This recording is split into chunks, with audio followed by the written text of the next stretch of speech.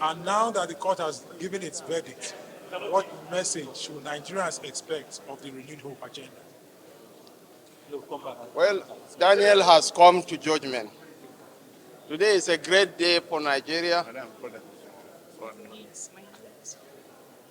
The Nigerian judiciary had proved itself to be the guardians for justice and fairness against the sirens of deception.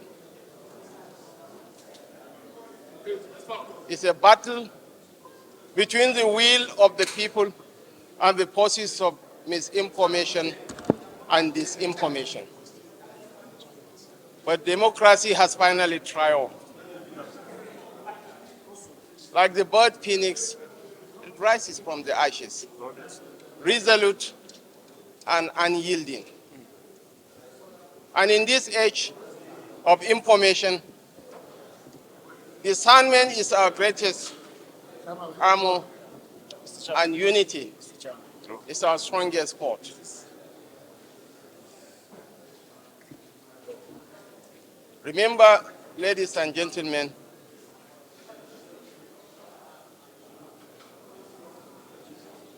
in this battle for the survival of the nation, in this grand symphony of democracy, your voice, your vote is the note that cannot be silent. But even in this our moment of triumph, we are not going to be triumphalists. We'll work for the unity of this nation. Democracy, as you all know, is not a destination but a journey. It tests us, it tests our resolve, our intent, our commitment to be the custodians of the will of the people. My principal, President Bola Ahmed Tinubu, is eternally indebted to the Nigerian people and to the leadership of the party who have been here since 9 a.m. Our governors, our energetic chairman and national secretary of the party, members of the National Assembly, they have been here, ministers. So words cannot adequately convey our depth of gratitude to the Nigerian people. My principal will issue a formal statement, but we feel compelled to talk to you, having spent nearly 14, 15 hours in these chambers. There is the dignity of every person that we need to honor and cherish. I want to thank you. The journey is just beginning. I want to call on Nigerians, let's unite. What binds us together surpasses whatever that divides us. Let's unite as a people and face our common challenges.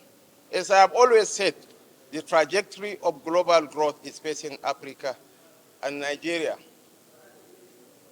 the greatest black nation on earth, will make or mar that transition. We have had a very long day, but a very good day. My principal is extremely elated, and he asked me to convey his gratitude to our leaders and to the Nigerian people and to the Nigerian media who have been here all day long. The journey is just beginning. I wish you a wonderful night rest. I will allow our boss, the national chairman of the party is the boss of bosses. So I will allow you to interrogate him. Will you still retire political terrorists to Dubai as you had said during your campaign? No, we have moved beyond the pace of politics. Now we are in the pace of governance. Yeah, nice. Atiku Abubakar is an elder statesman that I hold in very high esteem. Anybody who knows the socio-cultural interactions between the Fulanis and the Kanuris in the north will know that I have the liberty to hold all insult at him and he would stoically bear. We are not going to retire him to Dubai or Morocco. I will retire him to Combina. I will buy him goats, broilers, and layers so that he can spend his days rearing goats and broilers. But it's an elder statesman that this on a joking side. On a more serious note, it's an elder statesman. The nation needs him.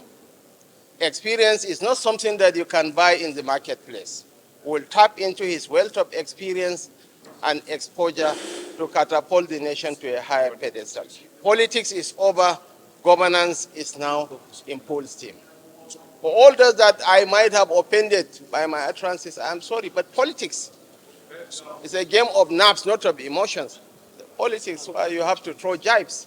Thank you very much. Baba kai magana kadan ba. Your Excellency, Zai da Hausa. Your Excellency, Neither Hausa. what is your message to the opposition party? Yes, already.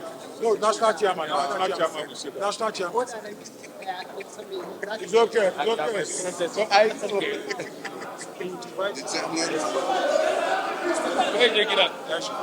Follow him, let him go home. So we stay with our chairman.